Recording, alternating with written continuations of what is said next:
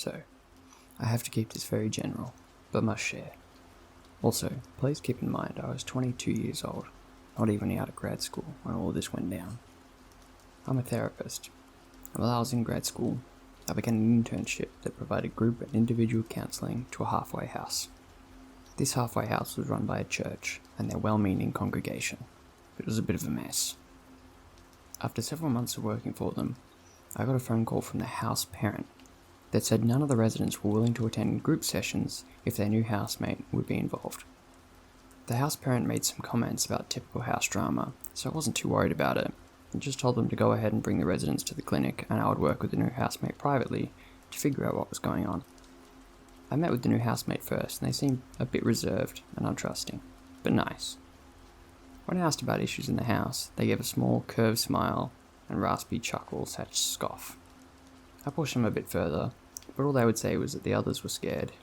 We ended our session agreeing to meet weekly. I had the group session next, new housemate not included, to get a feel for what was going on from the others. When I walked in, I could tell there was something seriously wrong.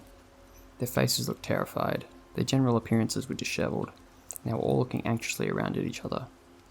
I asked what was going on and no one answered. They asked me what I thought of the new housemate, and I redirected back to them. The anxious eye contact continued. I asked again, and reminded them that change and growth couldn't occur without honesty. Finally, one of them started talking.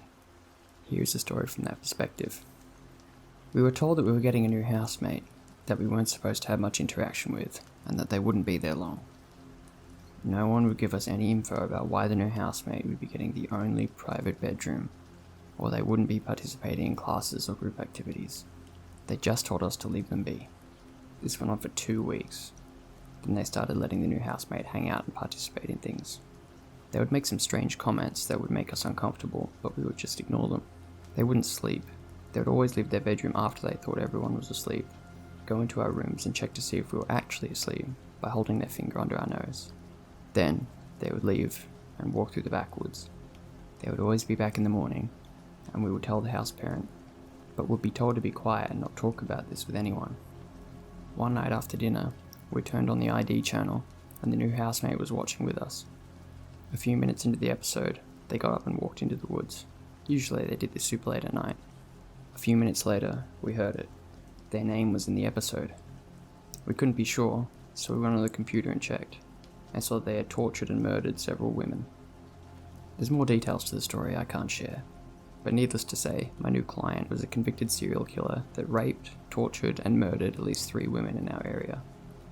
This person was being let out on a technicality that affected several of the murders they were charged with, so got released early on the condition that they lived under supervision. This particular halfway house was being paid to hold this person until a more appropriate structure was in place. After I had done my own research and confirmed, I went to my supervisor and professor, and the contract with that particular church and halfway house was terminated. Icing on the cake, the next year of my life was absolute hell as I was stalked, my home invaded, my dogs injured, my house and car vandalized, and several items that didn't belong to me were found in my attic that made it look like someone had been living there. I would come home and the house would look different than the way I left it. The police came to my house over a dozen times through that year and did nothing, so my family hired a security team and installed cameras. 6 months later, the perpetrator was arrested on my property, and eyewitnesses and evidence linked him to the crimes. The perpetrator had been out of prison for just over a year on rape and kidnapping charges. Guess who was from the same small hometown as the man arrested? My client. Here are some answers to a lot of questions. This incident was over 10 years ago, and the stalker is still in jail. I had just bought the house the week prior to all of this starting, so couldn't move somewhere else. No money. Several friends offered to let me stay with them, but the police and psychiatrists believed that the stalker would follow me because he was already fixated on me.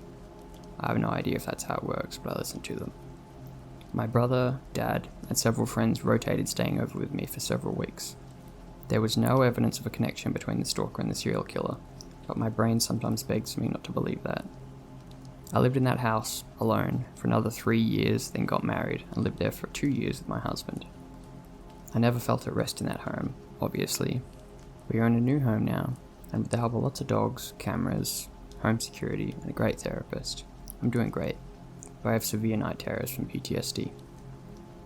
The reason I was told they weren't stopping the serial killer from walking was because they were about to be transferred, and the house didn't want any big scenes or drama when the person was going to leave. Whatever. In terms of who this person is, I left out two major details that would be really easily Googled to find out who they are. Happy hunting.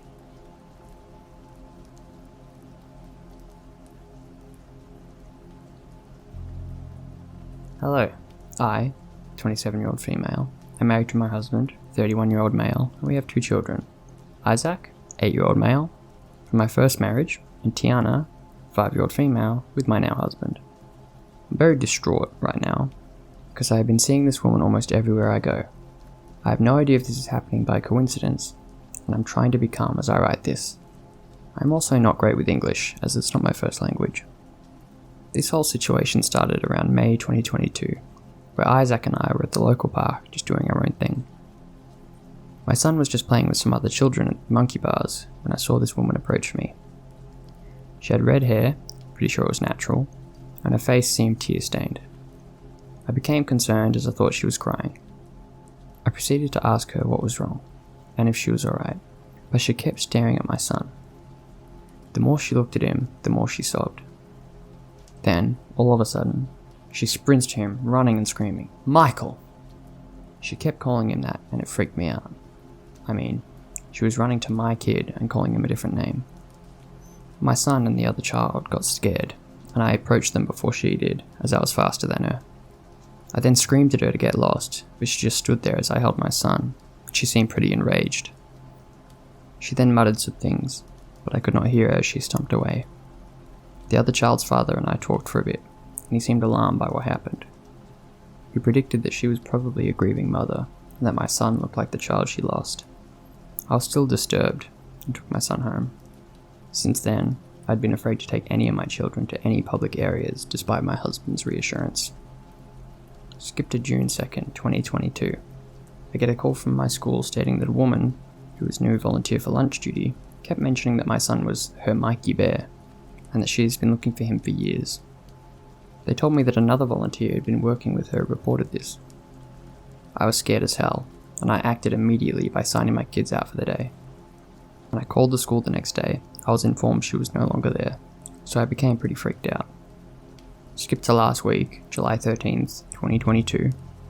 It was Tiana's 5th birthday, and we decided to host it at a park in my in-laws' hometown. Everything went well, although I was paranoid. It was then, somewhere around 9 PM, that we began tidying up, and when I looked up, I could have sworn I saw her standing behind some oak trees. I screamed at the top of my lungs and started chasing after her, but she somehow got away. Ever since then, I've not seen her, but I feel like this is not the end of it. Update. The police were somewhat helpful. They were here from 6 PM till 8 PM. We told them about the incident with the woman, and thankfully they were able to get a hold of her information from the school. Someone mentioned that the information she handed in about herself may be fake. That's still yet to be confirmed. The cops did say they were going to interview the woman who's volunteering alongside her, as well as the children and teacher in my son's classroom. A police report has been filed. Some of you guys mentioned that she could be associated with my deceased ex, and I just realized. My son does look an awful lot like his dad. So I'm scared as hell right now. She could be a crazy ex or family member, but I've only known her through this situation. That's it. I'm still scared as hell, but hopefully that is the end of it.